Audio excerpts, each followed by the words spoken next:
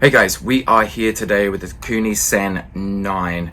Now, I was really excited for this shoe as a bit more of, I guess, a new age super shoe racing flat.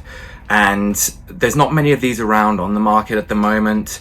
I feel like Adidas were onto something really good with this in comparison to, I guess, its main rival would be the Nike Streak Fly, which I was a little bit disappointed about. The foam in it was a little bit too soft, and I don't think that the carbon plates helped out enough or were quite aggressive enough. So it didn't, according to studies, give you as much energy return either, despite being lightweight. I feel like the Adidas gives a little bit extra pop in comparison to the Streak Fly.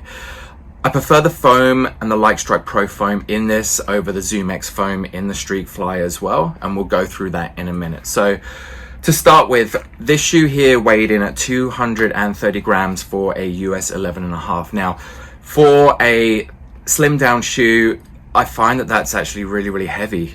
The old Vaporflies and Alphafly, they weighed in around about the same as that on my scales, and that's surprising because of obviously how much extra stack height they have in comparison to this shoe. So I think that Adidas first needs to reevaluate the weight of this shoe in order to make it the best one. The upper, we've got a single lead engineered mesh that runs throughout the whole shoe. We've got the tongue that sits into place. The tongue isn't gusseted down, so like with the Adios Pro 3, I had the same issue with you pull the tongue up and then when you want to slide your foot in, it seems to bend to the side and you end up with little bunches, and you've got to spend extra time then fiddling around inside of the shoe trying to get it nice and flat to make sure that you don't have any areas that are going to rub. I then found it a little bit uncomfortable just across the bridge of my foot as well. I'm not entirely sure what gave that extra pressure through there, but I did have an extra bit of irritation around this area, which I haven't had with other Adidas shoes at all.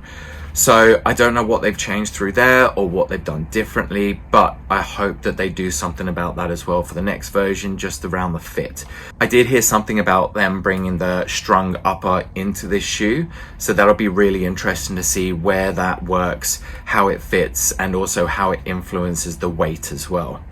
Now through the back, pretty standard, same sort of back as the Adios Pro 3. We've got a little bit of extra cushioning just through either side, but then we haven't really got much at the heel. We've got these extra plastic bits that run up through the back of the heel, and again they run down through the edge of the laces as well, just to maintain that shape and to maintain that lockdown. And you don't feel these bits, like they feel secure enough through the rest of the foot. Now the sole itself is obviously a full Light Strike Pro foam, and there is a bit of flexibility in it. We expected that, and I don't think that there's over amount of flexibility. I think for this shoe, of what they wanted, the flexibility in it is really good. But one thing I would have liked to have seen is a little bit more of an aggressive rocker through the front. It does feel fairly flat when you come down. There's not a massive toe spring. It doesn't feel like it can make you go faster. But then again, I guess a lot of the other super shoes that do make you go faster, they do have a lot more foam. Now, one issue that I did have with this is I felt like it pronated me, and I'm not entirely sure what Adidas has done to cause that. But if we can see through here, we can kind of see that the outside of the sole is a little bit higher in comparison to the inside.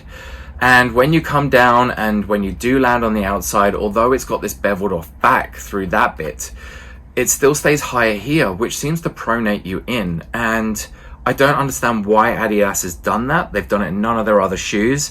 A lot of their other shoes have actually been quite laterally biased, where the outside has been a little bit lower in comparison to the inside. So I've had a few people go in, they've tried this on, and the first thing they notice is their foot just collapses in on it. So I think that if you're a heel striker in this shoe, or look, possibly even a midfoot, I don't think that this shoe is necessarily going to work for you. I think that that's something really big that Adidas needs to work on in the next version. And I feel like it's a big mistake and one of the huge things that is letting this shoe down. The rest of the shoe I really like.